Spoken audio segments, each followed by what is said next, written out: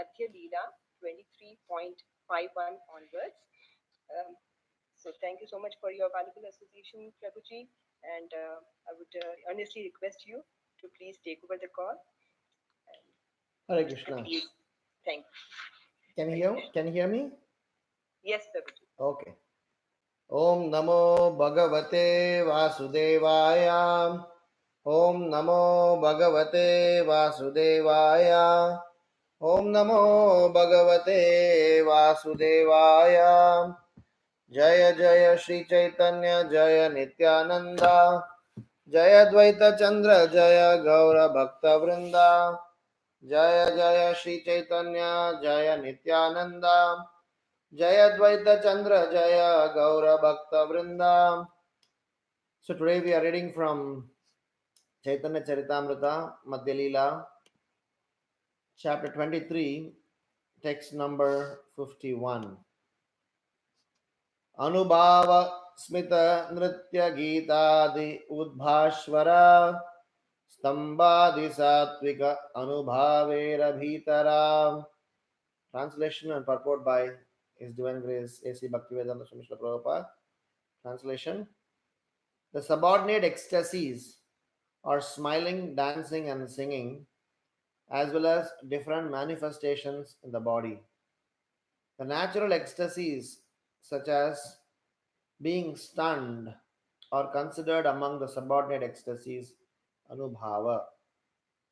Purport: the Bhakti Rasamrita Sindhu 2.2.1 describes Anubhava as follows: Anubhavastu chittasta bhavanam avabhokvaka te bhair vikriya praya prokta udbhava swarkayaya. The many external ecstatic symptoms or bodily transformations which indicate ecstatic emotions in the mind and which are also called Udbhashvara or the Anubhavas or the subordinate ecstatic expressions of love. Some of these symptoms are dancing, falling down and rolling on the ground, singing and crying very loudly, bodily contortions, loud vibrations, yawning, deep breathing, disregard for others, the frothing of saliva, mad laughter, spitting, hiccups, and other similar symptoms. All these symptoms are divided into two divisions, Sita and Kshepana. Singing, yawning, and so on are called Sita. Dancing and bodily contortions are called Kshepana. In his Anubhashya, Srila Bhakti Siddhanta Saraswati Thakura quotes the following verse from the Vedic literature describing Udbhashvara. उद्भाषन्ते स्वधामिनि दाम्निति प्रोक्ता उद्भाश्वर बुद्धै निधि उतार्य धम्नील शंसनं गात्रमोतनं जृम्बा घ्राणस्य फुल्लत्वं निश्वासाध्यास च ते मतः. The ecstatic symptoms manifest in the external body of a person in ecstatic love are called Udbhashvara by learned scholars. Some of these are slackening of the belt or a dropping of clothes and hair. Others are bodily contortions, yawning, and a trembling of the front portion of the nostrils, heavily breathing, hiccuping, and falling down and rolling on the ground. These are the external manifestations of emotional love. Stambha and other symptoms are described in Madhya Leela, chapter 14, text number 167. Om Ajnanatimirandasya Jnananjana-shalakaya Chakshurunmilitam Yena Tasmai Shri Gurave Namaha. Nama Om Vishnu Padaya Krishna Preshtaya Bhutale Srimate Bhakti Vedanta Swamin Niti Namine. Namaste Saraswati Deve Gauravani Pracharine Nirvishesha Sunyavadi Paschatya Deshatarine. Jai Sri Krishna Chaitanya Prabhu Nityananda Shri Advaita Gadadhar Srivasadi Gaura Bhakta Vrinda. Hare Krishna Krishna Krishna Hare Hare Hare Rama, Rama Rama, Hare Hare. So we are discussing from Chaitanya Charitamrita Madhya chapter 23, text number 51. And this chapter title, Life's Ultimate Goal, Love of Godhead. So before we do some technical conversations, I just wanted to recollect for all those who are part of this morning Sangha and reading Chaitanya Charitamrita. In this same chapter, text number 39 and text number 40, Madhya 23, text 39 and 40, has to be, I think, remembered or reminded quite regularly to all of us. Just for getting into the context, I would like to read the translation of 39 and 40. Even the most learned man cannot understand the words, activities, and symptoms of a person situated in love of God. Even a most learned scholar cannot understand the activities and symptoms of an exalted personality in whose heart love of God has awakened. Mahaprabhu, he is actually trying to prepare us before explaining to the subject matter that we are dealing with. He is trying to help us to come into the context, because at no point in time Mahaprabhu wanted us to get digressed to understand this Krishna consciousness subject matter, the deeper emotions that are being spoken about, or anywhere closer to some material emotions. Because language, especially English language, is a very um, tricky, because sometimes, or any language for that matter, if there's no proper explanation, we may land up in understanding some of the explanation from a very materialistic angle, and because of that, we may not be able to appreciate, we may not be able to understand, we may not be able to correlate the subject matter that we are dealing with. So, Mahaprabhu, to help us understand, to help us get into the mood, he's telling, if you don't understand this, better not analyze this. So, this not understanding is a highest possibility, because we, from a very materialistic consciousness, materialistic frame of mind, may very well get carried away by some external explanation of these things, and finally land up in um, correlating these external descriptions, or the descriptions that are given in Chaitanya Charitamrita and Nectar of Devotion, as just some superficial stuff and not relate with the depth of it. We are going to have some set of reflections through which we are going to deal this subject. Before we even talk some technical things, I would like to state why this difficulty, especially Mahaprabhu, to state that why we can't understand these words, activities, and symptoms of a self-realized soul. Is it so difficult? A devotee is a jiva, and what is a big deal in understanding, and what will be so difficult for somebody to correlate with them? So I was just reflecting on this, and one of the important reason, or one of the important um,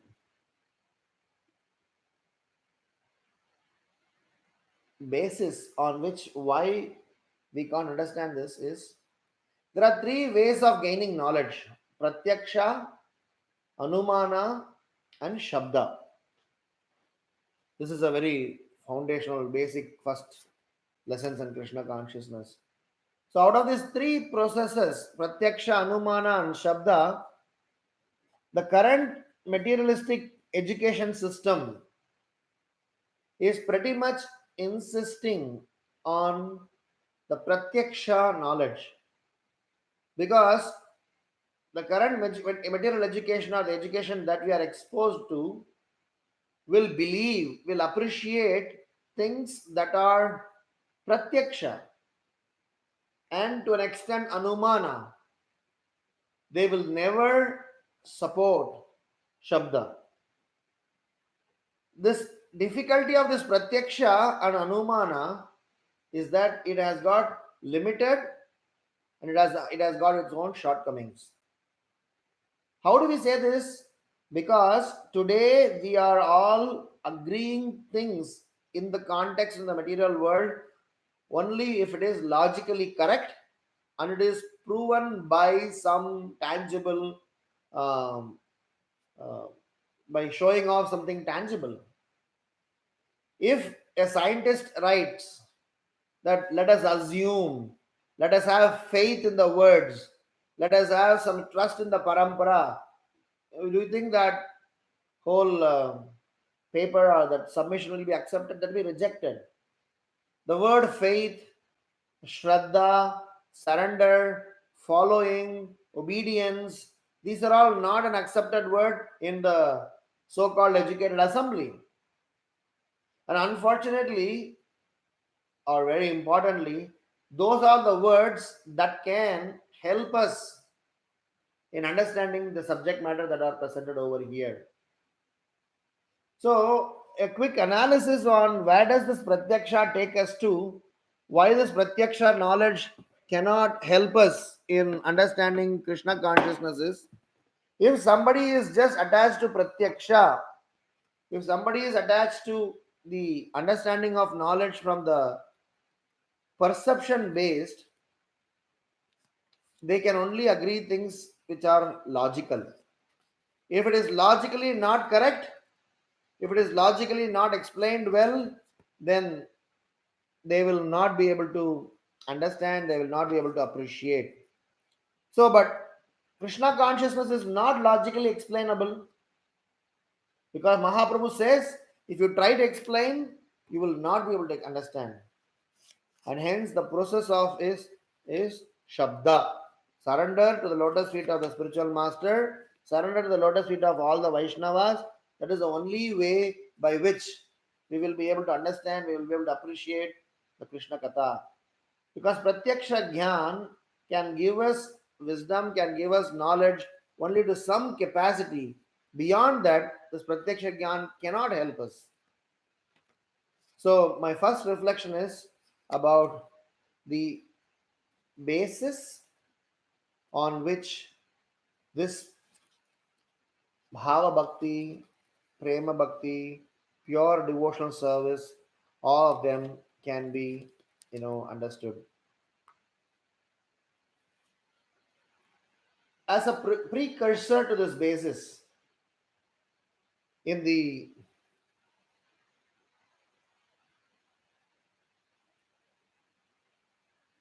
Vaishnava Acharyas Goswami's literatures, they are explaining three aspects of somebody's behavior which restricts one in knowing this truth. Because we have been discussing this very deep subject matter on bhava, I'm sure a lot of technicalities has been discussed, but this subject that we are discussing is not understandable because of what we are going to discuss now. There are three components which restricts one in understanding the subject matter of Krishna consciousness. Number one is called impudence. Number two is self-centered nature. Number three, being lost in worldly affairs. Anyone who is having these three situations or these three symptoms, they will have a difficulty in understanding, they will have a difficulty in diving deep into the subject matter of Krishna Prema or deeper devotions. And so long as we cross over these three hurdles, so long as we cross over these stages,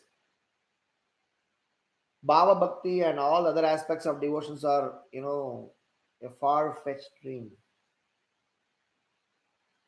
So, number one is called impudence. What is impudence into the context of devotion and pure devotional service that are being spoken about here? Is somebody who is not showing due respect for another, manadhena. If somebody is not able to show due respect to another devotee, to this process of Krishna consciousness, and also to all that exist and understand them as Krishna's, blocks his vision, blocks his understanding, blocks his realization in getting into this ecstasy at all. Ecstasy is inspired, as you all must have heard, when all the loving emotions come together, when all the rasas come together, when you get into the mood of uh, complete surrender, and there's a complete intensity in the surrender and complete purity in the surrender. So then all these emotions, ecstasy, subordinate ecstasy, superior ecstasy, intense ecstasy, all of them, that technical information that Mahaprabhu is giving will definitely manifest, but those can never manifest till we are cleans of these three things. Impudence is the first one. It is called drishta. Drishta means impudence, not showing due respect for one another. I have once long time back mentioned that ego means edging God out. The quality of ego is such that so long as somebody is egoistic, he will not be able to come closer to God. What to speak of understanding different details and emotions of God. So, number two is about self centered nature, uddhanda. If somebody is self centered, in the sense, wherever we are, whatever we are thinking, feeling, talking, experiencing, whether it is in Krishna conscious circle or outside Krishna conscious circle, if we are more and more pushing ourselves forward, then we will not be able to relish these emotions that are spoken about here. I am trying to speak on this subject matter because we have an audience here from somebody who's new to Krishna consciousness, somebody who's very advanced in Krishna consciousness, and somebody who's still trying to learn the Siddhanta. So this subject that we are reading of Chaitanya Charitamrita, since it is non-comprehensible even by a most advanced person, what to speak of person like me and somebody who is very new? And hence, at least let us try to understand something why we cannot understand. So even if you don't understand the technical part of it, which we will definitely talk about it in a bit, at least let's know the root cause, what we need to work on to move forward. So pushing ourselves forward, which is again part of the uh, our faith on pratyaksha, because in the pratyaksha process we may be confident We may be having a smooth journey. We may be very happy because it's my endeavor. I am understanding and I am trying to, experience because it's my endeavor. But it is in the opposite direction because the subject matter need to be revealed. That is why in the Vedic system, knowledge flow from top to bottom. From parampara, the knowledge has to come down and it has to be delivered and it has to be revealed to us. And this is something not something that we can research or understand on our own endeavor. So this Uddhanda, pushing oneself forward, keeping a self-centered propensity, is against this transcendental subject matter, because this transcendental subject matter is being, in the conversation, because a Vaishnava, a devotee, or a person in this ecstasy can only think of Krishna and Krishna's pleasure, Krishna's activities, Krishna's characteristics, Krishna's beauty, Krishna's paraphernalia. So where is the question of self sense gratification? We are reading 10th canto in our Houston temple over here. So here we are discussing about Lord's Dwaraka pastimes. And when we are discussing about Lord's daily activities, Sukadeva Goswami explains that the Lord is worshipping his own form. Lord is getting ecstatic in his own, confidential nature of himself. The Lord is ecstatic looking at his own beauty. So it tells the nature of this devotion, and it is nowhere closer to what we can comprehend.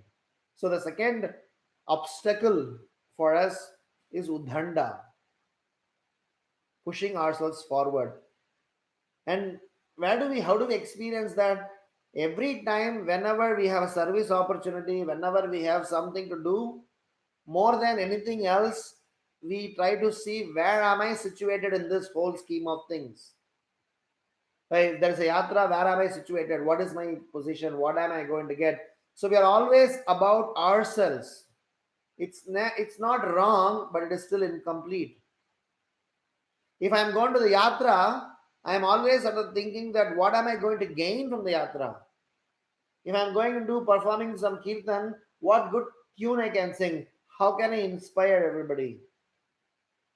So the biggest line between devotion, pure devotion, is in devotion, we are still somewhere, there are traces of I, me, mine, and in that also there are gradations.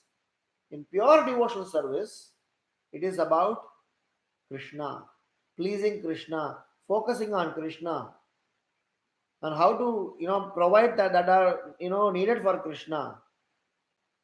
Are we going to yatra so that I can please Krishna? Am I coming and taking darshan so that I can please Krishna? In all our endeavor, when we are standing in front of the Lord, when we are doing any devotional service, our first thing that comes in our head is, what do I gain out of this? It may be really genuine gain. Maybe I want to get cleansed of my propensities. I want to be purified. I want to go closer. That's all fine, great. But we need to categorize that thought process as kanishta, or even to an extent of somebody who is still progressing. But what context that we are in, that we are currently speaking about, is an accomplished state. And the state of accomplished, the state of accomplishment that we are discussing here, can happen only when we are completely cleansed of these three. So the second is pushing ourselves forward, or keeping ourselves in the center, or trying to look for something for us. I go to the yatra to hear nice Krishna Katha. I go to some service because I get purified. I sing kirtan because it is, pleasing to me. Nice, great. But when we come to the stage of bhava, what we will do is that I am singing kirtan because Krishna will enjoy this. I am doing devotional service because Krishna needs this. I am going and doing something because it is for pleasure of the Lord. This famous Gopi Chandan pastime when Narada Muni went all over the universe to get the lotus feet dust and nobody wanted to give. But gopis, they went and put their legs in Yamuna and wet them up and came in the sand and collected all the dust particles and gave it to him. Narada Muni was surprised and stunned. He says, how is this possible? Brahma denied, Shiva denied, Indra denied, everybody denied. How come you, gopis, you are able to give? And they said that we are not bothered about what happens to us. We are only thinking what can be done so that Krishna is pleased. So, in our prayer, in our worship, in our surrender, in our Krishna bhakti, if we are in the front and Krishna is, approached, that's okay. That's not wrong, but that is still a junior or a very limited understanding of devotion. If we are behind and Krishna is the focus, then we are slowly getting towards closer to the pure aspects of Krishna consciousness. So the third obstacle for us is being intoxicated, mada. So mada, drishta, udhanda are three components of pride. Being intoxicated, being in having impudent propensity and pushing ourselves forward. If somebody is having these three vices, they will not be able to appreciate pure devotional service. In Hindi, there is a very famous song, called prayer song. The song is that Jai Jagadisha Hare. It's a very famous song. Anybody is in India, they can you know, sing this song by heart. In that song, there's one line that comes, Mera tujko arpan, Jai Jagadisha Hare. I am offering mine to you. That itself is a uh, distorted understanding. But the mind in the headspace, we think not even Mera tujko arpan, I offer mine to you. Tera mujhko arpan, what do I get from you? Both these understandings are wrong because first of all, there is nothing belongs to us, everything belongs to Krishna. So prayer should be, hey my dear Lord, that which belongs to you, that which is there with me, how am I going to engage in your service is the right understanding. And the second part is, how do we not expect anything from the Lord? Because Prahlad Maharaj says, my dear Narshingadev, you don't need to prove your point that you are God by giving. Whether you give or not give, you are still my worshipable Lord. So, as a precursor to getting into the core Siddhanta, I want to say that so long as we have these three obstacle number one is impudence, which means not giving respect to one another. What to speak of Vaishnavas and Bhagavatam and Krishna Katha and Krishna Lila. Number two, pushing oneself forward or being self centered. And number three, highly being intoxicated in such a thought of what do I gain and being in the propensity to quench your sense gratificatory propensity. In with these three thoughts, bhava, what to speak of bhava, even as earlier symptoms of devotion is very difficult. So if we are interested in being a student of Chaitanya Charitamrita, if you are interested in understanding Bhakti Rasamrita Sindhu, if you are interested in studying these subject matters, we need to have some criteria, some pre-qualification to before we get into the depth of it. So we need to, it's not that we are not supposed to do this, but I'm saying we have to constantly equip it, otherwise you will only learn from the surface. The depth of it you will never be able to understand. The depth can be understood only when these layers of cataracts and these layers of anomalies, the layers of dirts are completely removed. So that's my first reflection. And the biggest obstacle or the outcome of this is we will remain in Pratyakshavad. How do I know I am proud? How do I know I am a person who is not qualified enough to understanding the pure devotional service? I will always be expecting logical answer. If it is logically not correct, it cannot be correct. Huh? If he sing the song Ito Narshinga Parato Narshinga Yato Yato Yami Tato Narshinga, if somebody understands the meaning of that, and if somebody is a Pratyakshavadi, understanding only by logical reasoning, they'll say it is not possible. Because according to our limited understanding, how somebody can be in two places? If I can't understand, that cannot be true. That is Pratyakshavad. Today's business school, engineering school, medical school, lawyer school, everybody is trying to operate basis on you prove. And Bhakti Rasamrita Sindhu is saying we can prove only when you surrender to Shabda Brahman. When you hear from a bona fide source, surrender to a bona fide source, serve the bona fide source, and show some sincerity to the bona fide source, these knowledge will be slowly revealed to an extent. Krishna becomes subservient to that personality. So it is a long endeavor to go to Krishna. So what we have begun is good, and what path we are walking through is great, and what destination that we are going to get into is glorious. And to give that subject matter to coming down to the level of Kanishta is very, very rare. So our journey in Krishna consciousness, we are by far come to this level is only because some self-realized soul have come down to the level of all of us and hand holding us and lifting us, because of which the subject matter are being discussed. So with this precursor as a first reflection, I would like to talk about some details about these emotions that are spoken over here. So these emotions or these ecstasies that are explained are nicely explained by Rupa Goswami in his Bhakti Rasamrita Sindhu. So when explaining about this, he has explained two words. One is called rasa, second is called rati. Rasa and rati are two words that we need to understand these um, context of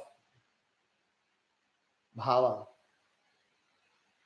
What is rasa and what is rati? Rati means attachment. If somebody has not developed attachment to Krishna, somebody has not developed affinity to Krishna, they cannot have rasa. So many times devotees say that we are feeling very ecstatic, we are feeling very nice. So it's good to feel like that so that it motivates, but those feelings are still superficial. Because when you understand the qualities that are explained over here in the last few verses and the next set of few verses, these symptoms naturally manifest in a person who is involved in pure devotional service and in pure Krishna consciousness. So we are not as a part of second reflection, we are going to discuss about rasa, rati, and sadhana. How sadhana gives us rise to attachment, and how attachment gives rise to mellows.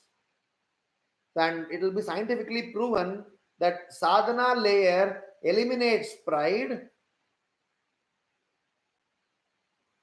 rati layer increases attachment to Krishna, and rasa layer increases to experience the mellow and being part of Krishna consciousness.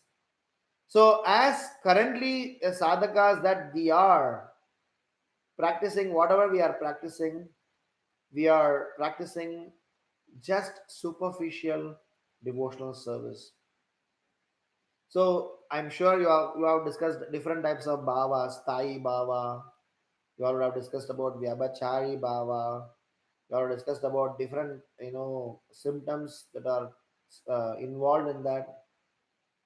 So in this current shloka, Srila Prabhupada explains about some components of sthai bhava, sorry, anubhava.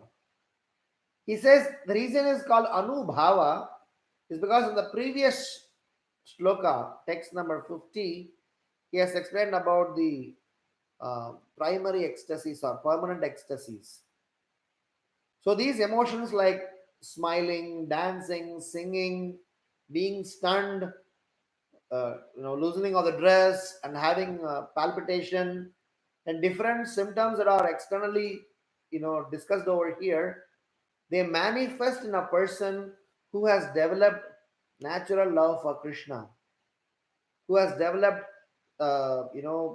attachment for Krishna. So, in the next, in this reflection number 2, we are going to discuss about rasa, rati, and sadhana. Rasa commonly indicates one's relationship with Krishna. We have Santa Rasa, Dasya Rasa, Sakya Rasa, etc. But rasa occurs only when there is an attachment, rati, and especially when that attachment heightens to the level of unprecedented intensity. If the intensity is not at high level, then you cannot even experience the mellow. And attachment comes in only when we have cleansed off these three vices, which is done by sadhana. Srila Rupa Goswami says the taste of rasa is so astonishing that it always remains unprecedented. Such a position, although entirely transcendental to our experience, but we can experience them if we follow in the footsteps of Rupa Goswami.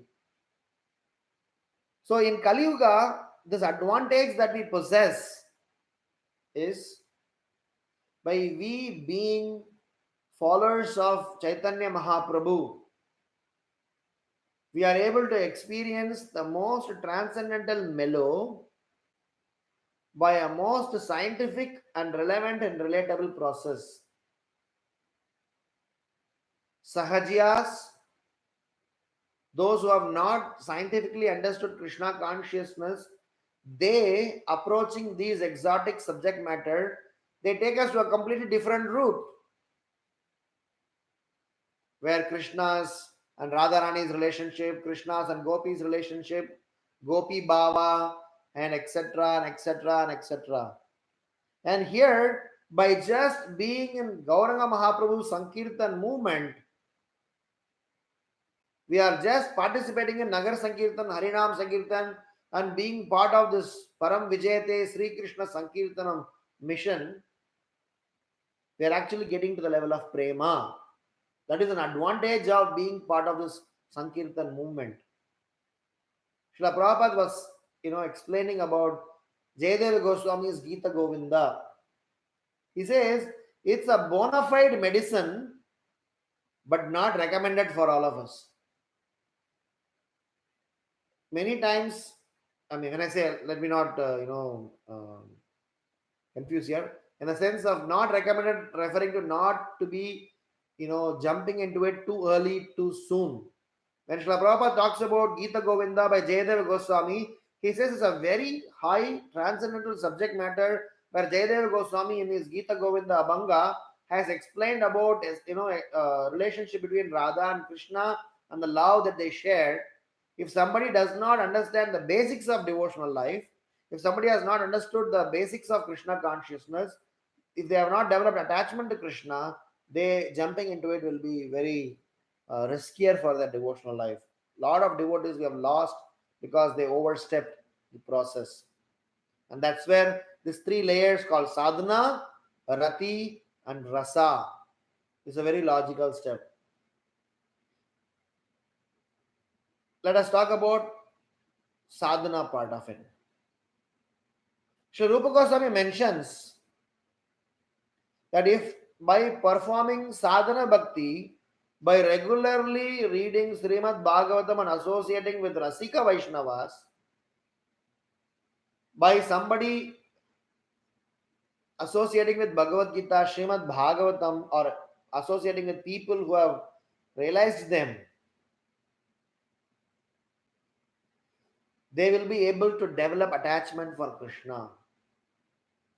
So, rasa is far fetched, but sadhana can help us to develop rati, to be attached to Krishna by hearing Krishna Katha, by hearing Krishna's activities, by just being with a person who has enjoyed Krishna Katha, we will be able to also get that enjoyment. It is like I have gone on to a tour and I enjoy some places in my tour. I'm coming back and sharing my experiences. I'm coming and sharing how nice it was, how enjoyable it was, how pleasurable it was. The other person naturally develops interest that I should also be part of it. I should also go to it. I should also be attending to it.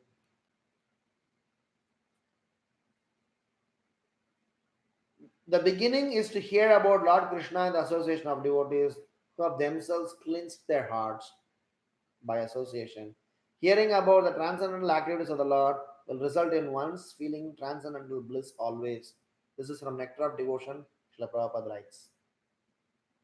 So, if somebody is having good sadhana, the natural outcome is attachment to Krishna, and attachment to Krishna will eventually raise us to the platform of uh, mellows and emotions with Krishna.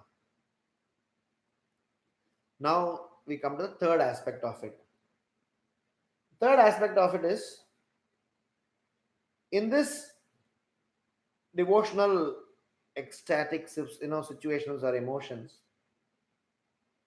Srila Prabhupada explains, or Rupa Goswami explains, that vibhava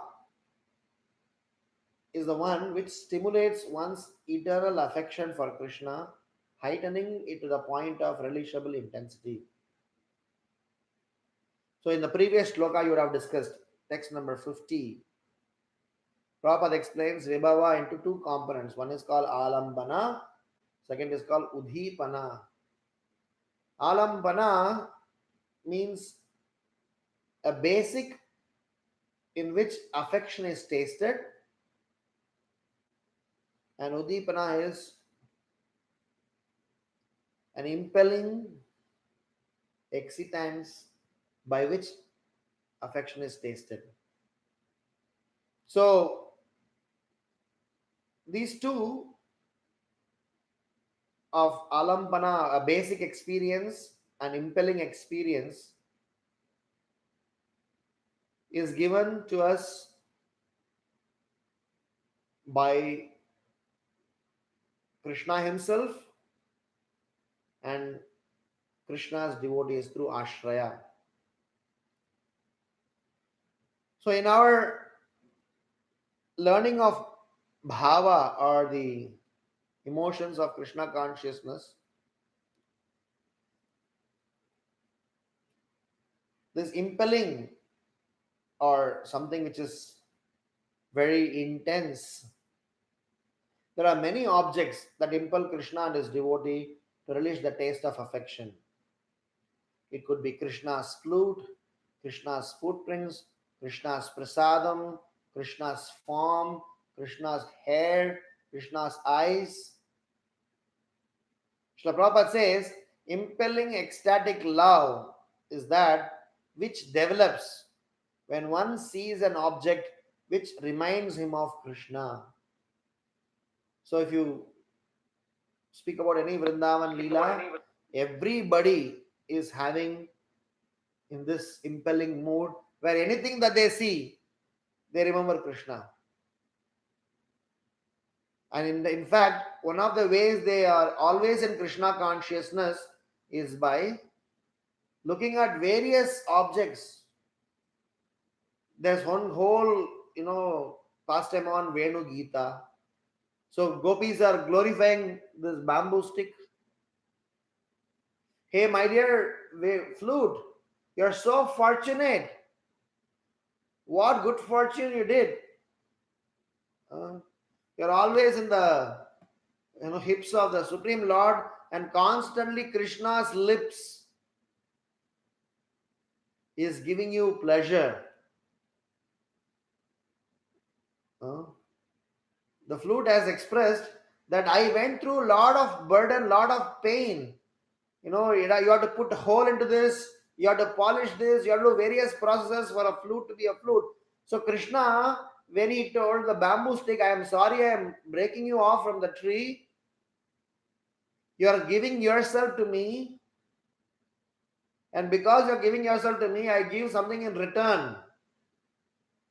He told this bamboo, just that you surrendered yourself to me, I am putting holes in you, I am polishing you. In return to that surrender, in return to that sacrifice that you are giving it to me, I will constantly have you as my eternal companion. And all the gopis are looking at Venu, Basuri, and trying to be, jealous transcendentally, as well as they are, explaining a Siddhanta how to receive Krishna's attraction. So, this impelling mood devotees develop when they are with, not only, not necessarily they need to see Krishna, even if they see anything related to Krishna, they get excited.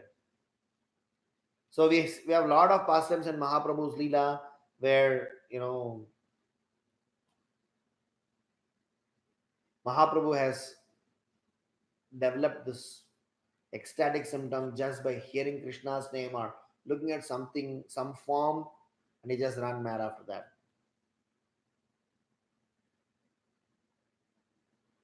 And with respect to the basic aspect of it, Krishna, he is himself called Shyam Sundara. One gopi is telling another gopi, hey, my dear friend, are you going near river Yamuna? Please be very careful with this blackish boy called Shyam Sundar. Because if you are ever interested in enjoying materialistic activities, he will not let you enjoy. He will crush that desire to complete end. You will not be able to enjoy materialism if you are coming in contact with Shyam Sundar. So the reason is because of Krishna's four primary beauty. Krishna has got 64 unique qualities. Of that 64 qualities, four are very, very unique of Krishna. Leela Madhurya, Prema Madhurya, Venu Madhurya, and Rupa Madhurya. So these are two aspects of it. Alampana and Udipana. Udipana means if I am not in front of Krishna, if I'm in front of any objects that reminds me of Krishna, I'm Krishna conscious. And if I am in front of Krishna, Krishna has these four wonderful special qualities. Leela Madhurya, Krishna's pastimes, uniquely sweet pastimes. Prema Madhurya, uniquely sweet his devotees. Venu Madhurya, his flute. And Rupa Madhurya, his exquisite beauty. Tribhanga. So these four aspects have got the potency to melt even the stone. That is why Lochandas Thakura is singing that my heart is like a stone. Pashu phaki jure pashana bitare suni char gunagata. Even Pashu Pakshis, they are also melting. But my heart is not melting, my dear Lord. Is glorifying Gauranga Mahaprabhu. Parama Karuna Bahudui Jana Nitai Gaura Chandra. My dear Lord, my heart is so strong, my heart is so stone like that it is not yet melting. And it is not yet melting because we are boxed thinkers and we are thinking too much about ourselves rather than about Krishna. We are very much using Krishna rather than we are very much serving Krishna. In Bhakti Rasamrita Sindhu, Rupa Goswami is explaining few other reasons why Krishna is attractive. He says that apart from these four unique qualities of Krishna, which are definitely unique to Krishna himself, he also says Krishna has got some four classical types of heroic personalities and are perfect in Krishna only. They are all called Krishna's characteristics are noble, it's called Dhiro Datta. Krishna's characteristics are romantic, which is Dhira Lalita. Krishna's characteristics of Dhira Prashanta, which means peaceful, and Krishna's characteristics are Dhiro Dhata, which is haughty. So these may be appearing to be a contradictory traits. How can one be humble and haughty and noble and proud? Srila Rupa Goswami explains that Krishna is the reservoir of all qualities, and by his inconceivable potency, he can reconcile all contradictory qualities and personality traits. One should never consider Krishna's naughtiness to be impure because all his characteristics are wonderfully attractive and pure. He is completely free from mundane inabilities like illusion, fatigue, errors, roughness, etc. This is from Bhakti Rasamrita Sindhu. So the point that I want to try to clarify here is that Krishna's beauty, Krishna's personality is so intense that if somebody who's cleansed of these vices that we spoke about, if somebody is purified of materialist ego and pride, they will be able to enjoy Krishna's personal beauty. They'll be able to enjoy Krishna's presence through his remembrance. And finally, the symptoms about Sita and Kshepana that Srila Prabhupada is writing, these two are something that naturally manifests in a person who has got attachment towards what we just spoken so far without any tinge of adulteration. And with that attachment, we are able to experience within ourselves, we can see others how these symptoms were exhibited. There are plenty of pastimes where such an ecstatic emotions have been exhibited by great Vaishnavas. But then, in general, these emotions are exhibited not in public, they are exhibited in a very private forum. Because every Vaishnava generally conducts themselves responsible because Kanishta or people who are new in Krishna consciousness don't understand this.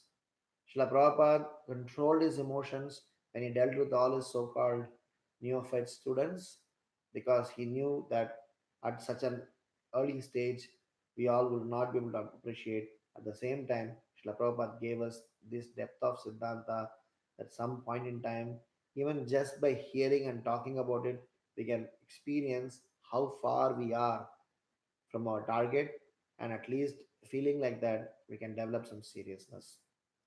So to summarize our conversation today, so I just shared to say that these subject matter that we are dealing with, that we are talking about, they are very intense and they are very special and not so easily understandable even by self-realized soul. What to speak of myself? And with that context, we were analyzing why we are not able to appreciate the three primary reasons we are not able to appreciate, not able to enjoy, not able to relate, not able to properly give justice to this are because we are affected by three vices. One is impudence, which which means not giving respect to one another, not just giving respect to Vaishnavas, not giving respect to anything that belongs to Krishna and Krishnas. And number two is about being self-centered, pushing ourselves forward. And number three is constantly being intoxicated in such a consciousness that um, we are always interested in seeing what do I get, what do I gain, what do I benefit out of this whole thing. So this is a component of pride, and it's called Mada, Drishta, Uddanda. Mada means intoxication, Drishta means impudence, and Uddhanda means propensity to push ourselves forward. And the nature of this pride is to bring out ego within ourselves, and ego means edging God out. So long as we have this propensities, we will not be able to come anywhere closer to these subject matters. Now, when we come to the second subject, we discussed about how this whole science of pure devotion service manifest, unfold. So we discussed about various aspects in terms of uh, sadhana, rati, and rasa. And we discussed that how rasa is the ultimate mellow, and to get to the rasa, to get to that mellow, to get to that stage of transcendental thinking, we need to have a primary stage of rati, attachment. And for us to have that primary stage of attachment, and not just attachment, intense attachment, and not just intense attachment, unprecedented intense attachment, we need to have some basics of that, which is accomplished by our sadhana. So Srila Prabhupada writes in Bhakti Rasamrita Sindhu that how sadhana is just not a formality. Sadhana is not something to be, to prepare ourselves. Sadhana is in itself a facilitator for us to enjoy, experience, and be part of Krishna's transcendental emotions. And that's why we discussed about relationship between sadhana and rati, where good sadhana, which means hearing Srimad Bhagavatam, focused japa, associating with Vaishnavas, and hearing in their assembly, helps us in purifying these vices. And once these vices are purified, we will be able to come to the level of being attached to Krishna. And in that attachment, we will be able to give Krishna rather than demand from Krishna. The propensity of demanding from Krishna is very intense, and today we are struggling with that, and the result of it is we are not able to make progress even though we are in Krishna consciousness for a long time. And when we develop that attachment, we develop rasa. So these topics of verse number 50 and 51, where 50 is talking about vibhava, 51 is talking about anubhava, both of them is explaining about some basic subject matter in which we are trying to deal with some exotic and detailed aspect of Krishna consciousness. And these exotic subject matter are dealt only when our basic sadhana is in place. And we discussed about how Ashraya Vaishnava or Krishna's darshan in terms of Krishna's forms are going to help us. Yesterday, you all would have discussed about Alampana and Udipana. Alampana is about something that are basics to explain by Krishna's form, and how by Krishna's features, Krishna's beauty, Krishna's um, uh, devotees, and Krishna's uh, Leela Madhurya, Rupa Madhurya, Prema Madhurya, Venu Madhurya, and how with all these things somebody is able to develop some uh, intense devotion to the Supreme Lord, and also how by coming in contact with um, various other aspects which reminds him of Krishna, like Krishna's pastimes, Krishna's flute, Krishna's devotees. So we will be able to glorify the Supreme Lord. So these these stages of developing more and more deeper aspects gives us pure devotion in our heart, wherein we'll put Krishna in the front, and we are a subservient stage. And with that subservient stage, we will be constantly working only towards pleasing, glorifying, appreciating the Supreme Lord, and we being the taking a very servited mood. And that's the stage which Mahaprabhu is explaining. Mahaprabhu is elevating, Mahaprabhu is helping us through this process of Sankirtan Yajna. So the Sankirtan movement is in itself a bona fide process which can give us all this experience. We don't need to deviate from here and there just because we want to do go, cross over things pretty fast. Prabhupada gave the Sankirtan movement, and if somebody stay put into this, with very soon we will also be able to experience the emotions spoken by Rupa Goswami and Chaitanya Mahaprabhu. Shri Shri Chaitanya Charitamrita ki jai. Srila Prabhupada ki jai. If there are any questions or comments, we can discuss. Shri Krishna Prabhu, Hare Dandavat Krishna. Pranam. Yes, Mataji. Hare Krishna. Go ahead. Prabhu, can you hear me? Yes, yes.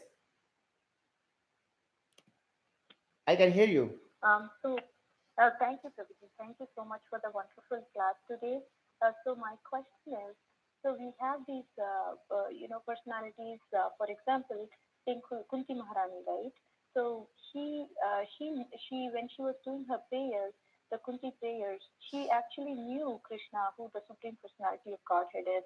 And so what we are assuming, I mean, what we have learned is that, these personalities have come from Goloka Vrindavan, and that they are doing the pastimes with Krishna.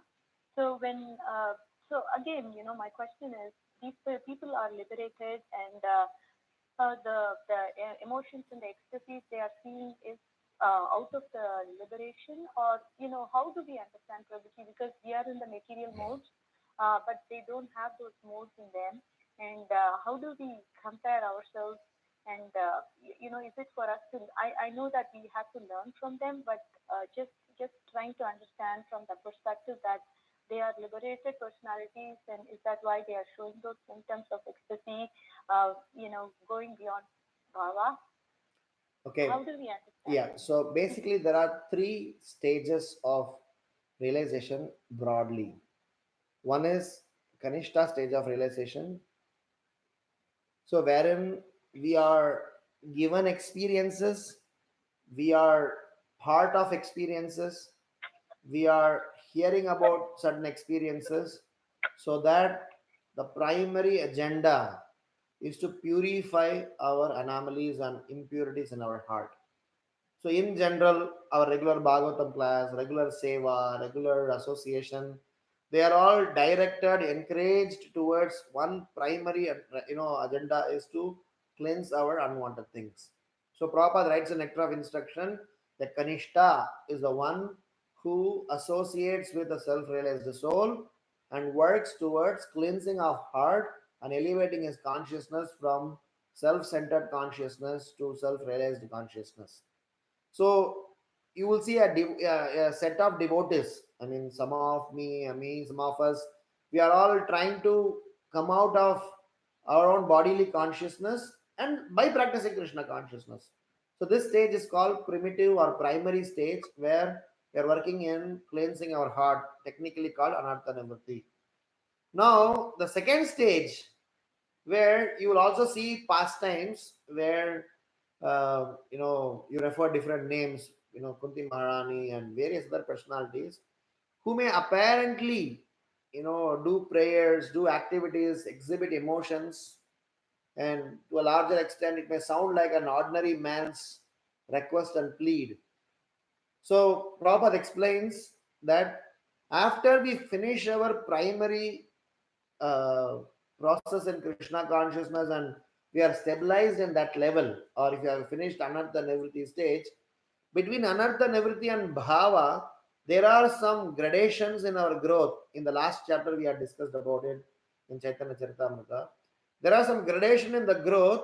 As a part of those gradation, as a part of those progress, we are still put through some purification. So it's not that anartha nivritti is done, we are completely pure. So after anartha nivritti, before bhava, what is happening is that some more impurities are removed and Krishna is making us clean, completely clean. And then we come to the third stage where Krishna is using us or using that person in making others clean. So one stage is called process to completely remove dirt. Second stage is called process to remove the pending little bit, dirt here and there. Third stage is called process to use us to clean others' dirt. The reason I'm telling these three processes is Kunti Devi, Panchpandavas, and various other great devotees, when they exhibited their symptoms, when they went through some challenges, when they had exhibited their love, they are being used by Krishna so that by looking at them, we all can get cleansed. So they are the third stage, elevated stage, apparently doing some prayers, apparently being, put in trouble, apparently, having some sort of experiences, but then they are actually unaffected, but Krishna is putting them through some experience, and by giving that experience, Krishna is showing to the whole world, to all of us, see how even in difficulty, how they are remembering about me. See how in that extreme condition also their focus is on me. How in the situation also they are not able to think anybody apart from me. So Kunti Maharani and these great personalities, behavior, activities, thoughts, and emotions should be understood as they are in transcendental, state, and they are constantly thinking about Krishna, but they are apparent going through some emotional experiences or experiences in this life is purely for us to learn something from them. That's why I was telling in one of the classes here that challenges are of three categories. First level of challenge Krishna will give to purify your heart. Second level of challenge Krishna will give to remove the residual anarthas. Third level of challenge Krishna will give so that using you he will help all the other categories. So Krishna consciousness may still have challenges for the rest of your life, but at every stage of challenge, at every stage of emotion, every stage of symptomatic intensity or ecstasy increases to help one another in the lower category. Am I making some sense, Mataji? Yes, Prabhuji, you're making perfect sense.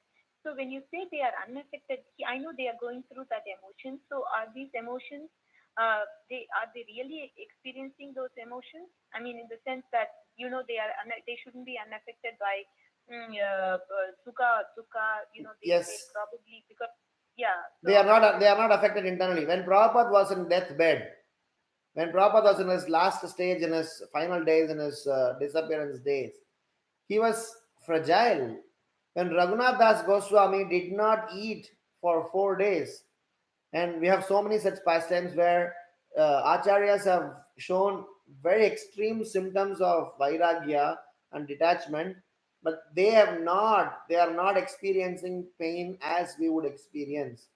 That's the reason we are never expected to imitate them, because if we imitate or try to misunderstand them, we may do a grave offense. So the point is that their apparent pain or disturbances or some sort of what they are going through is their role play to help us learn to gain our Krishna consciousness sentiments.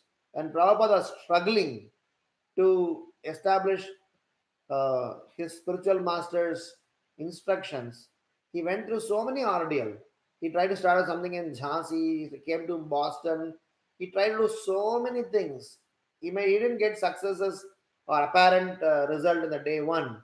But by Krishna putting Prabhupada through this, Prabhupada was doing a role play, because Prabhupada has come down to the spiritual world to deliver, to be part of a mission.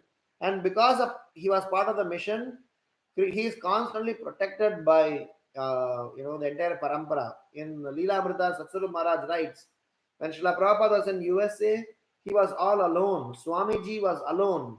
But every time when he used to speak, when he used to address to an audience, he used to say, we from Krishna consciousness movement. He used to always use we. And who that we was? Actually, he was alone. But a lot of people joined him later, but initially he was all alone. The we was him and the entire parampara. So all we need to understand is anytime you see any apparent pain or pleasure, it does not affect them, because their focus is to please Krishna, and Krishna personally take charge of such people.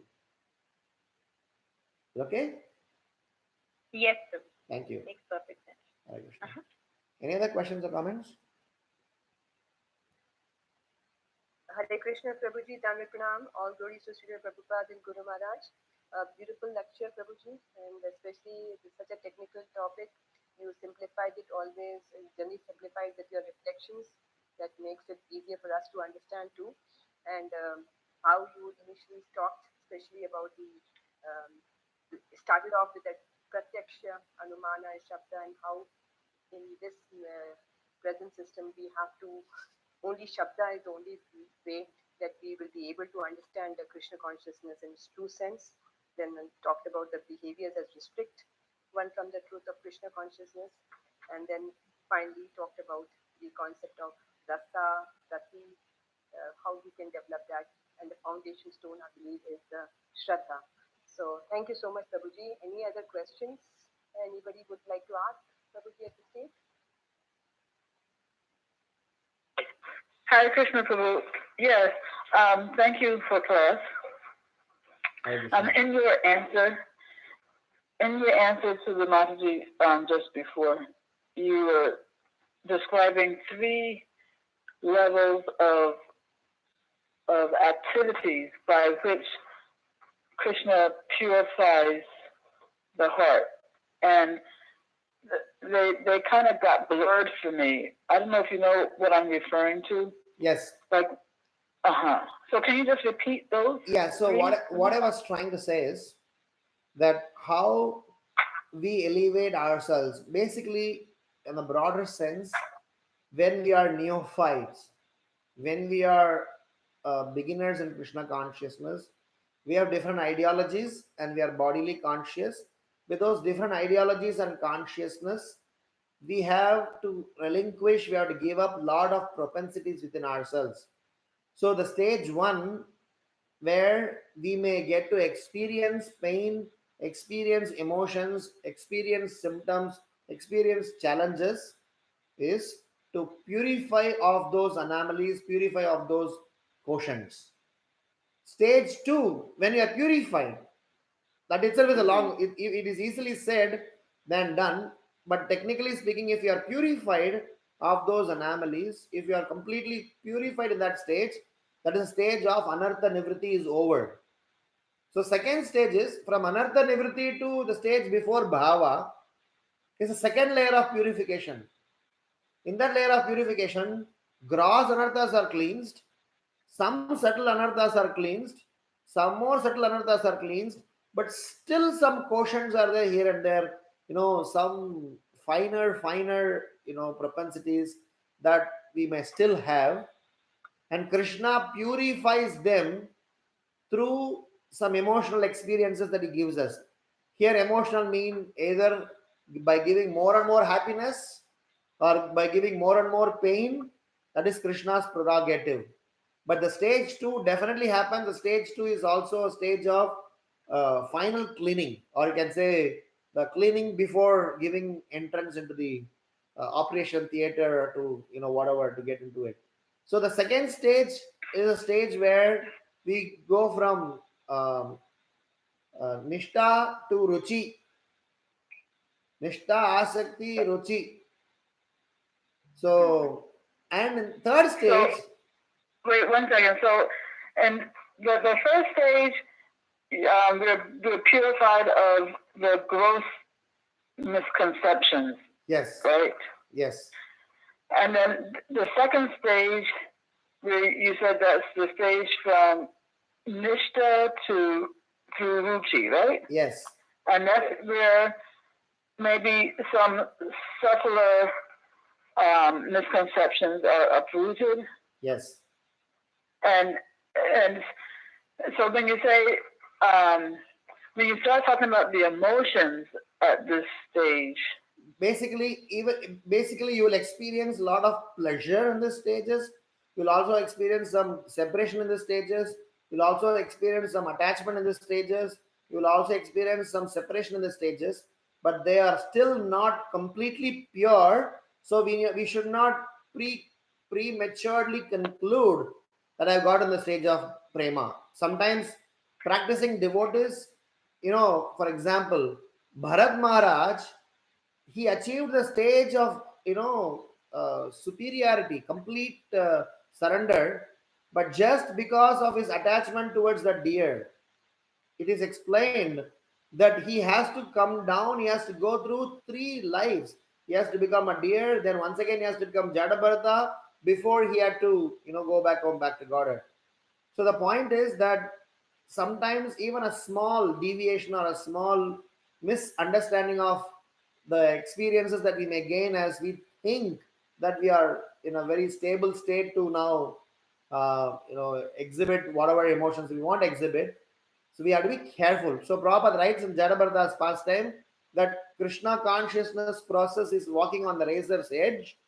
So, not just that by earlier cleansing and purification is not sufficient enough, one has to be careful till he is completely situated in the stage of samadhi. So, the second stage is the most crucial because it can kind of, allure us. Hey, I have, kind of sorted out. No, I'm not attached to girls. I'm not attached to any four regulative, distractions. I don't have a problem. So we may somewhere get to the stage of complacency or patting on our back saying that I'm better off. So that itself is a small subtler vices. 10, 14, 8, Srimad Bhagavatam. Very nice purport. You can read there where it is explained Oh that yeah. so it's very nicely explained that how sometimes after surrendering to Krishna, we may still need to go through some emotional experiences.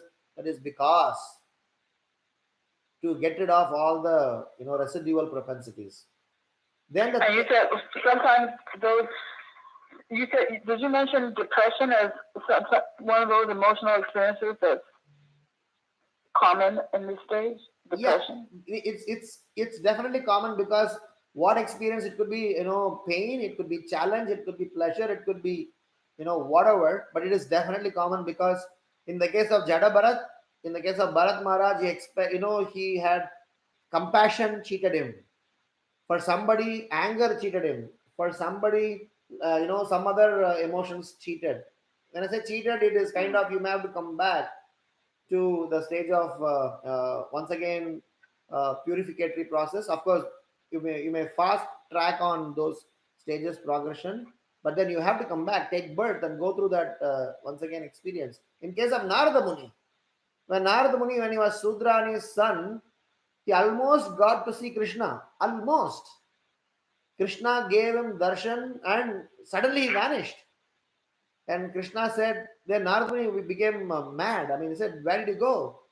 And Krishna gave us a, Akashvani. He said that you may have to, do this, sincere endeavor to remember about me for the rest of your life.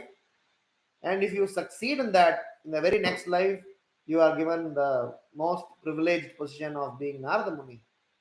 So the stage two may sound, easier because we have anyway cleansed off all our propensities, but then it is very crucial because you are not supposed to let it happen. It is like what we call in medical science as intensive care and critically intensive care. So intensive care needs to be maintaining some sort of a cleanliness standard. If somebody has to be in an intensive care unit, ICU, you may have to be clean. There's utmost level of cleanliness to be maintained. What about ICCU, intensively critical care unit? So you are supposed to be furthermore, conscious, clean, to whom you handle, what you talk, what you think, what you interact, how serious you are, how not serious you are. So, and after that, your operation can be successful. Yes, this. Um, well, I don't know. This comparison you're making to, ICU and critical ICU. ICU was that analogous? Were those two types of ICU both within this stage two, or did one refer to stage one? And both are stage two, but in the stage two itself there are two, multiple situations. But the point I was trying to say is that in stage two, better be careful of handling. To come to stage two itself is an achievement. It'll probably take a couple of lifetimes for somebody. But if you're in the stage two, don't be complacent. It is still in the progressive path of devotion, better off than the stage one. But then you need to be cleansed. And for that, what Rupa Goswami is explaining is that getting attached to Krishna's Rupa Madhurya, Prema Madhurya, Venu Madhurya, all those things are very important, because that's when we are supposed to give ourselves to Krishna rather than using Krishna. So in the stage 2, the difference is, previously we were using Krishna for us. At the stage 2, probably we will start using us to please Krishna. But in the process of doing that, we may get carried away, so be careful. Yeah, and how is it that we might get carried away Because in trying to give ourselves to Krishna? The way Jada Bharat got carried away. Bharat Maharaj got carried away to deer because of compassion. There was no lust, there was no greed, there was no anger, envy, ego, pride, illusion. Those gross anarthas were not there. But some compassion which God extended beyond what compassion he need to have given. His compassion gone out of the boundary, Okay. and it affected his own devotion, so he had to go down. Is there another example of someone who got carried away by a good emotion? Vishwamitra. Vishwamitra was Raja. Then from Raja he became Rishi. Then he became Raja Rishi. Then he became Maharishi. Before he became Brahma Rishi, he got multiple times carried away after performing severe austerities. Every time he had to fall down from his position to again regain his position. And every time his austerity was 10 times intense than the previous time. From Raja to Rishi, he did some austerity because of anger with Vasishta. Vasishta would not give him Surabhi cow. Then from Rishi, he became Raja Rishi by doing some tapasya. Because why he has to do the tapasya? Because he lost all the power to give it to Trishanku. From Raja Rishi to Maharishi, he had to again do that because he lost his tapasya to Shakuntala. And what of that? The Apsara. And begot Shakuntala. Then from there he had to become.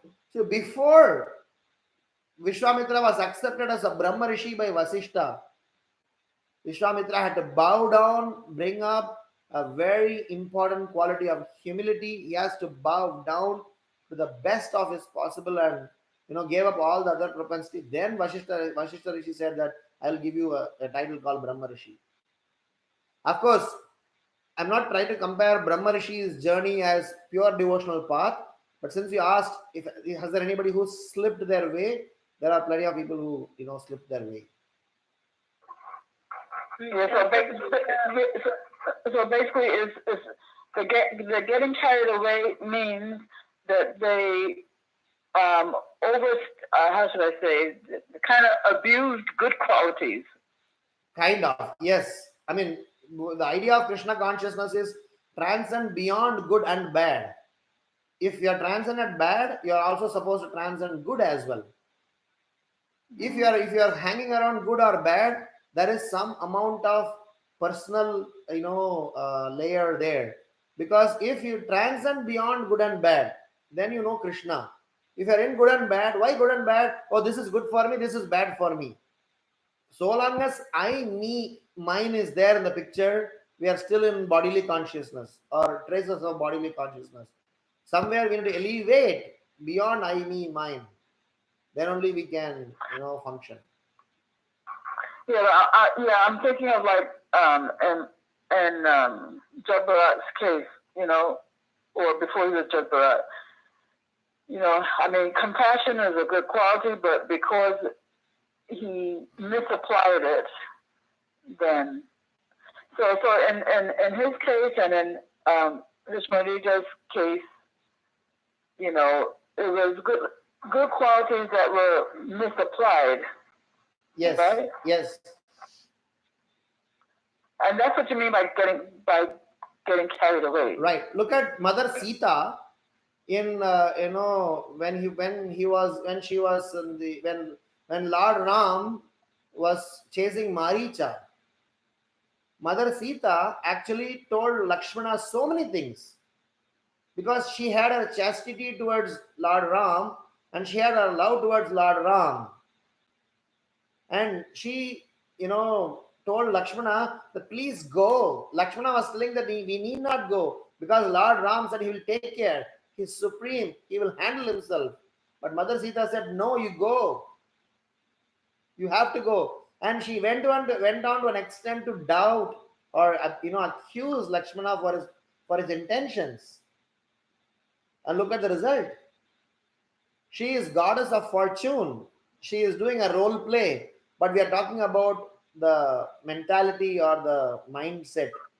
If you overdo, if you do things which is not within the boundary of, that's what the whole Siddhanta is very clear. If you operate outside the boundary of instruction given to you by your authorities, you have a risk on your spiritual life.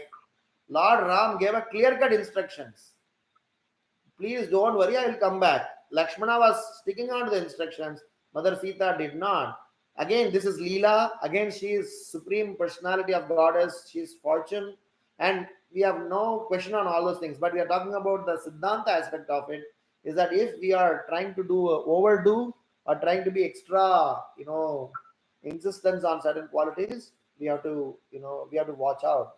Because too much of too good, too less of too good, too early is risky in devotional life. So that is why we always say, don't come too close too fast, don't stay away too far too late. So you need to naturally, systematically elevate. That is the benefit the Acharyas have given us.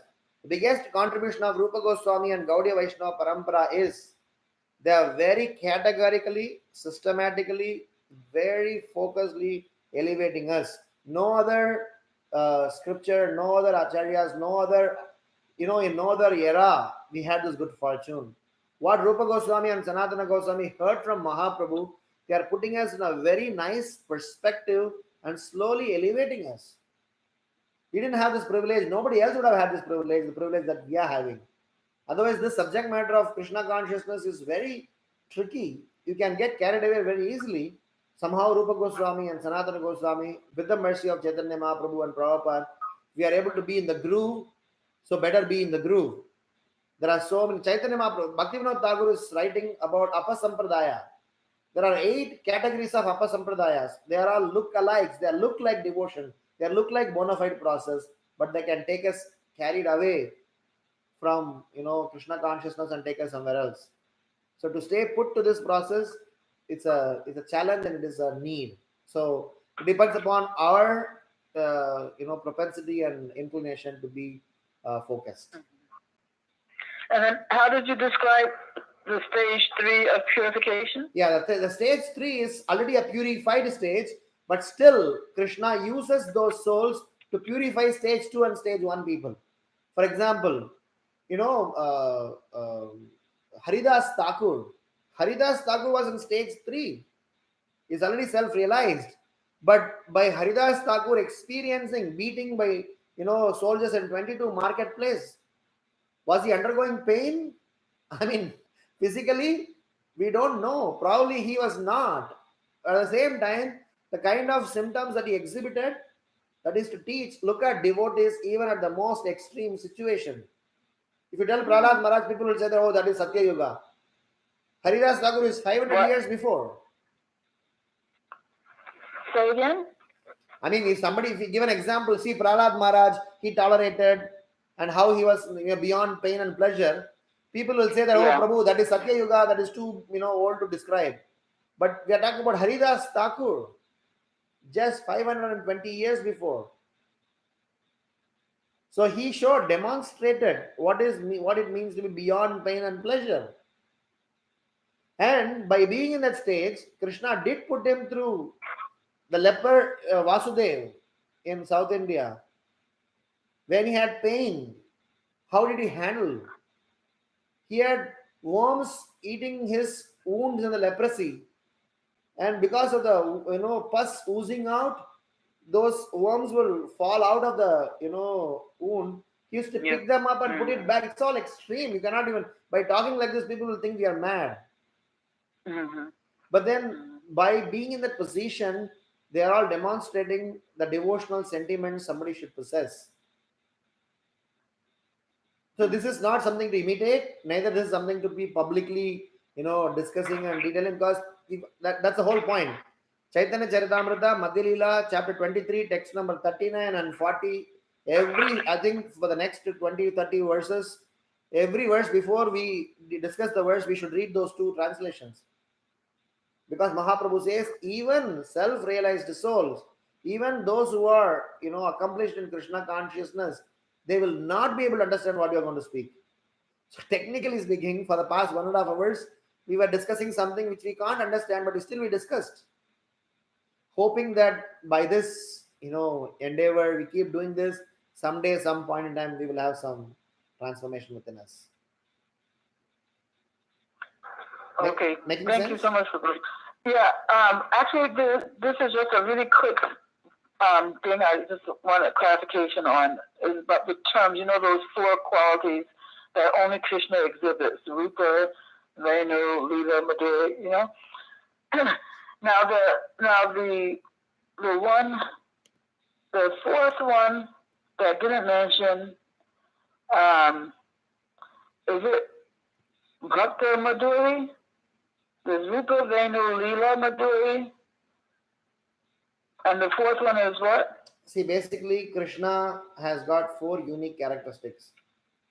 Those four unique characteristics of Krishna are Prema Madhurya, which means his devotees; Rupa Madhurya, which means his form; Venu Madhurya, which means his flute; and 4th one is his Leela Madhurya, his pastimes. Yeah. So now the reason I'm asking about this is because I also in the CC somewhere, I forget where, it talks about, well, for one thing, sometimes you hear Madhurya and sometimes you hear Madhuri, and then the other thing is that instead of Prema Madhurya, you'll see Bhakta Madhuri or Bhakta Pariveshtaka. So I was just wondering about these terms. They are all one and same. In a different context, sometimes different vocabularies are used. Madhurya means uniquely sweet. Madhuram means madhur means honey. Madhura means sweet like a honey. Madhurya means something that is very, very sweet. So basically, we are saying his pastimes are sweet, his devotees are sweet, his flute attractiveness is sweet, his form is sweet. That's all. You can say Madhuri, you can say Madhurya. I mean, they are like technically presenting the same thing. So, and this for Pariveshtaka. Yeah, Bhakta Pariveshtaka. I'm not a Sanskrit Pandit, but all I can say is that pure devotees, or devotees who are already transformed, who are already self-realized, could be explained like that. Maybe there are some more technical explanation to that. I don't know that. Okay, so for Krishna's relationships with the gopis, you can either say Prema Madhurya or you can say Bhakta Madhurya. Yes. Is it? Yes. The reason Prema Madhurya is very explicitly said is Prema explicitly talks about the superlative nature of the sweetness. Bhakta could be, anybody can be defined as a Bhakta. So people can interpret that, his devotees are sweet. Of course, all the devotees are sweet. But when Rupa Goswami explained about Prema Madhurya, he was telling how his devotees who are situated in pure love, they are uniquely sweet. That way. You're talking about a Kevala Bhakta, right? Kevala. Yeah, Kevala, I can say that. Okay, so Prema Madhurya refers specifically to the Kevala Bhaktas. Right, so yes, you can say that. Okay. Whereas the Bhakta Madhurya, that can refer to any, not necessarily. I mean, I'm just trying to give a, more, if you ask me which one to be using to avoid confusion, because people may interpret when you say Bhakta Madhurya, there's nothing wrong in saying Bhakta Madhurya, because when Prabhupada translated in Nectar of Devotion, he says his devotees are sweet.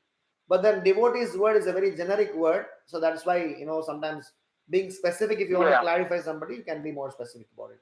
Bhakta Madhurya and Prema Madhurya could identically refer to the same one, but then if you ask me which one to be more clearer, you can say Prema Mm-hmm. Madhurya.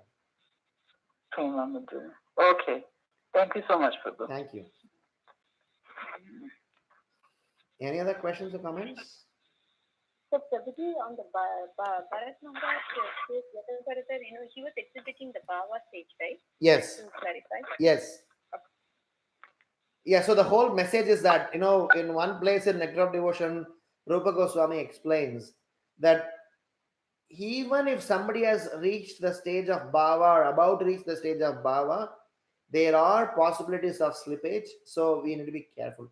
So there is a very nice chart, and sometimes we can discuss that, where how anartha nivritti is cleansing of so many chunks of anarthas.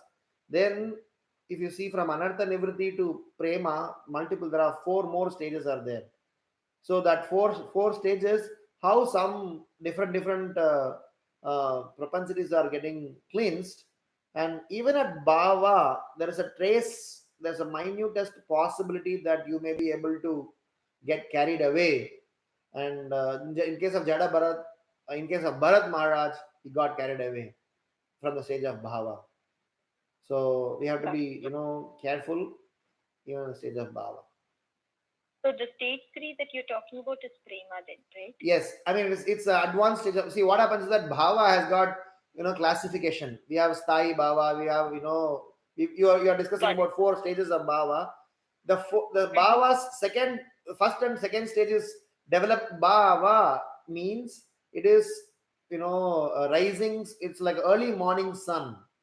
In Harinam Chintamani,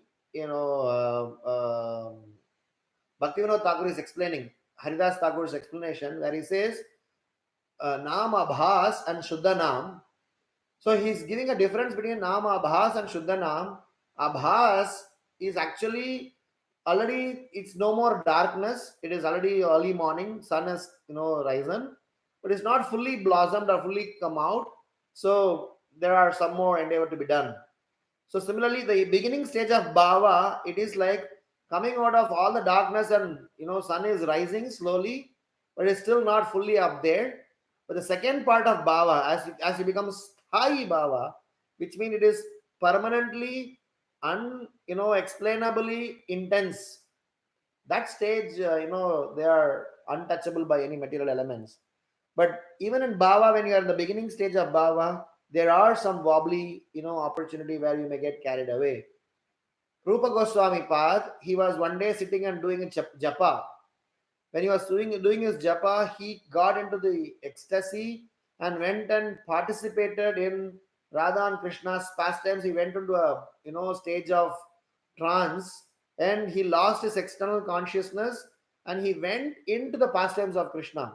There's a book called Vaishnava Saints by Stephen Rosen or one of our Satyaraj Prabhu.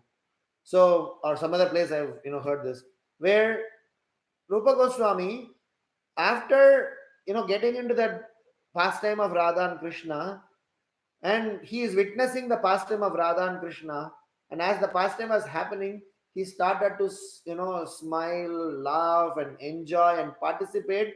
It has nothing to do with the external world. It has nothing to do with the scenario that is happening outside. But then, when he was laughing, being part of the pastime, there was a devotee who passed by him in front of him. The devotee had a syndrome called idiosyncrasy.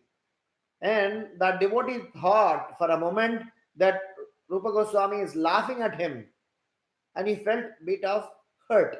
I mean, technically, Rupa Goswami did not laugh at him, but because the devotee got hurt, Rupa Goswami was thrown out of the trance. So, the symptom, what we are trying to say is that it is as significant as this much that we need to be careful. Raghunath Bhatta Goswami, he had a very unique characteristics that when two human beings used to discuss about abusing each other or scolding each other or not very good conversations, even though they are not devotees, he used to close his ears because he used to think that knowingly or unknowingly, somewhere or other, they are Krishna's children.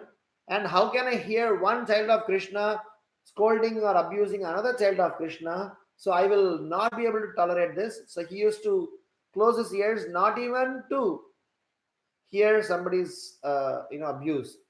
That is why when you hear these these symptoms, we may be able to not understand that how is it possible, how is it possible, and we'll say that this is too much. And Vasudeva leper taking the worms out of his leprosy and putting it back, if you tell any devotee or any person, they'll say, guys, give me a break, this is too much. But this is not too much when you get to that stage. That's how they feel, that's how they are experiencing. That is why they are not supposed to be analyzed from pratyaksha gyan. They are not supposed to be analyzed by anumana. They are supposed to be heard and accepted, if not understood. Make sense? Yes, Prabhuji. Perfect sense. It makes perfect sense. Yeah. Any other questions Uh, or comments?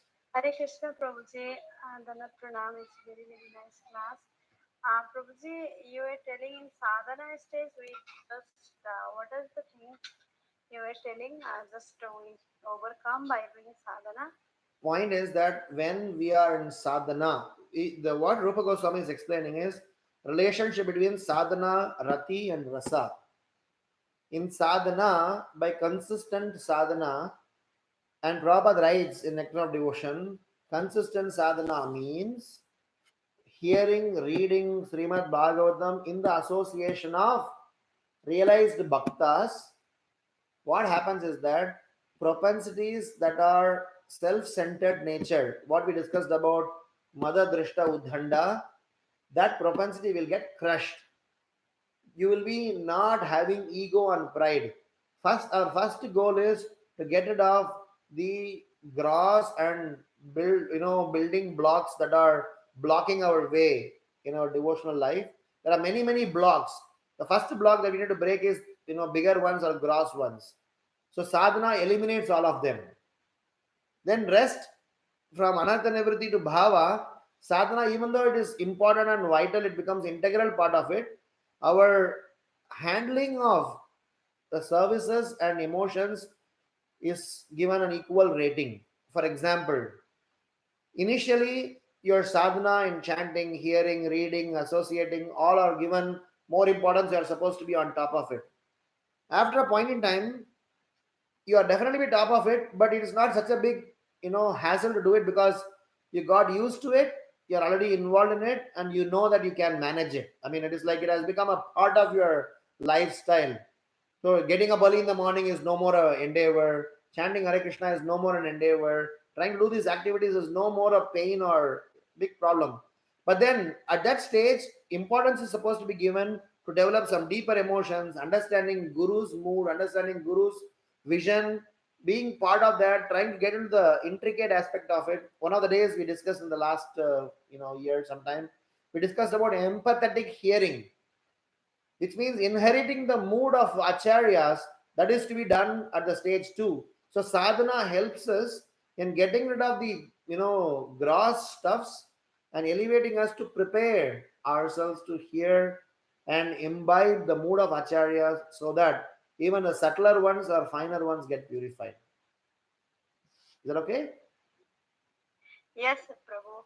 Mada Drishtva, you were telling. Madaha means intoxication. Drishta means impudence. Udhanda means pushing oneself forward. Mada means self-centered, sense-gratificatory propensity. Drishta means not respecting others. Udhanda means self-centered nature, saying that what do I benefit, what I am me, I, me, mine. I'm in the center of life, kind of. Yes, yes, Prabhu. It's very clear and a very nice class, Prabhu. Thank you. Thank you. Okay. Any other thoughts, questions, comments?